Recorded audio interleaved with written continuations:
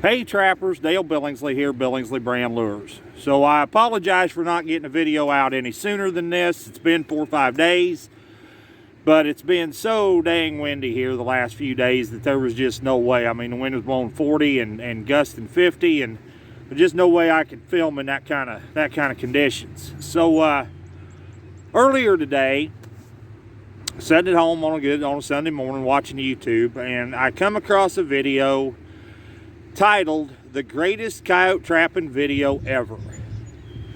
Well, it wasn't, not in my opinion, because it didn't actually show you or tell you anything other than make sure your trap was bedded solid.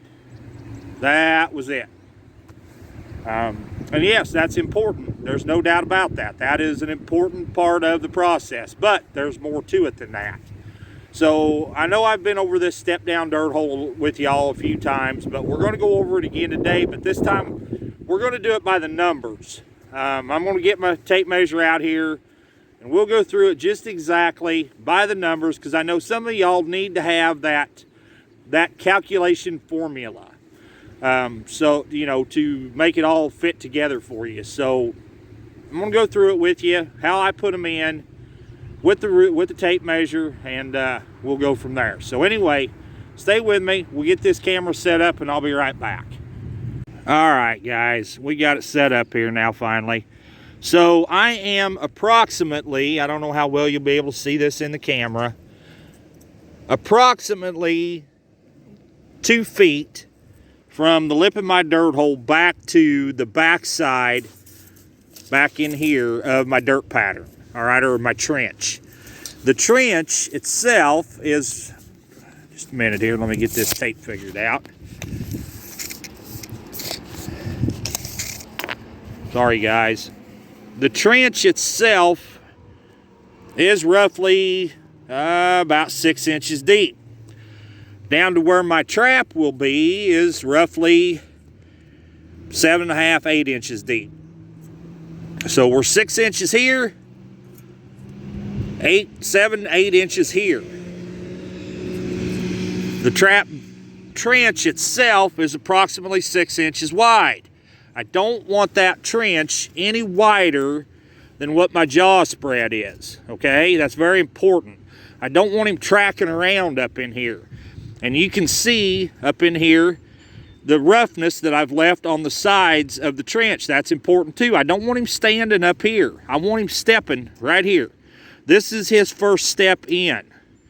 His first step is on the pan, always. So roughly 24 inches from the top lip of the dirt hole here, back to here. Trap will be somewhere at the center of the pan, will be somewhere in that 21, 22 square inch, or 21, 22 inches back from the lip of the dirt hole. His first step is right here. He can't stand up here on the sides. Make this trench rough enough in here that he's not going to want to step down in there. As he approaches that set from the downwind side, his first step is right in there. That's where we want him. Okay, guys. So in the last video that I put up using this wire screen as a pan cover, I had some issues that some things didn't get shown in the camera lens that needed to be shown. So I'm going to kind of go over that again with you, and hopefully this time everything shows up.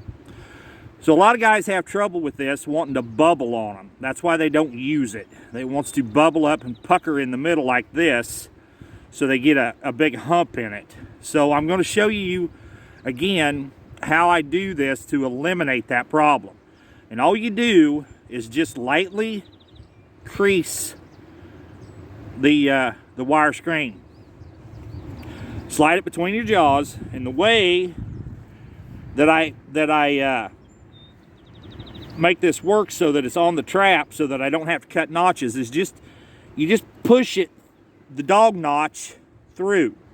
Okay, on a dog trap like this one, you can do that.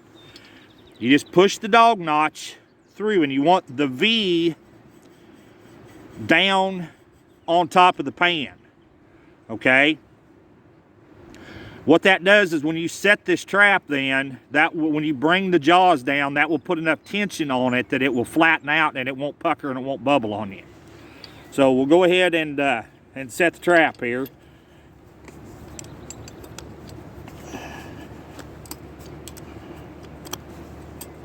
Work in under the jaws to raise that pan up, like so. Then you flip that loose jaw up and get a hold of that wire screen and kind of give it a little tug. Go ahead and thumb your pan down where it belongs so that it's nice and level, like so. Tug on that screen a little to set it in there, and then go ahead and lower your loose jaw. And as you can see, that screen is laying flat and level now. And then you go ahead and pack and bury the trap. Now, if for some reason it's still wanting to pucker on you, I had a gentleman bring up a very good point that you can do. You can always take a rubber band and go from the jaw tips here across to the other jaw tips, and then that will lay that down flatter for you if you're still having trouble with it. Or put your thumb under the pan to hold up on it, take the screen and just kind of mold it a little bit around the pan, and then it will lay down even flatter yet. So anyway, I hope that helps some of y'all. I hope I went through that a little better for you this time. What that does is that increases the pan area. The pan on this trap is only 3 square inches. Okay, but now that I have filled up the inside of the jaws with this wire screen, this whole wire screen becomes the pan. What it does is now I have 21 square inches of pan area. No matter where that coyote or where that bobcat, where that fox or raccoon steps, he's going in the back of my truck for me. So I hope that's cleared that up some. I hope by going through the dirt hole set with the tape measure, that kind of eliminates some problems there for you. I want you to get into mind of sort of screeting off concrete, okay? You don't want it, only this time you don't want the concrete dead level. You want it to have a nice, hang on guys, technical difficulties here. You want that to be, you want your trench there, so when he steps down into it, you want that trenched out deep, 6 inches, 24 square inches. I can't get that square out of my head. 6 inches deep, 24 inches back to the back of the dirt pattern here, approximately 21, 22 inches to the center of the pan. Give your coyote or your bobcat, whatever it might be, plenty of area to come up onto this set. I like to give him at least a 36-inch platform to come up on to work my set. Okay, so he's got 36 inches all directions where he feels comfortable to work into this. So anyway, I appreciate it. Appreciate y'all stopping in. Appreciate y'all watching. If you would please hit that thumbs up, hit that subscribe button for me, hit that notification bell. Once again, this is Dale Billingsley with another one, signing out.